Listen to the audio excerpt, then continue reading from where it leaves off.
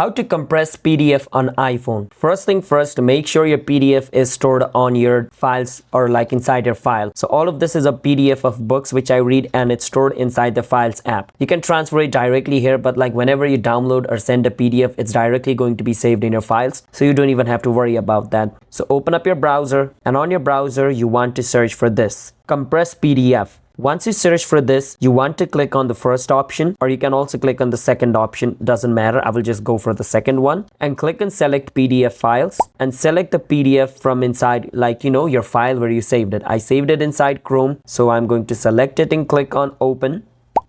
And once I do that, the PDF is going to be uploaded here. Now I can click and compress PDF at the bottom right. And it's going to start compressing it. So I need to wait for it and just wait for some time, and the compression is going to be over. Once it's done, as you guys can see, it has been compressed. Now what you can do is just click on the arrow pointing up button at the middle in the bottom. Scroll down and click on Save to Files and choose whichever location you want it to be saved and click on Save at the top right, and a compressed PDF is going to be saved. That's how we guys can compress PDF on iPhone. Subscribe to our channel for more videos like this.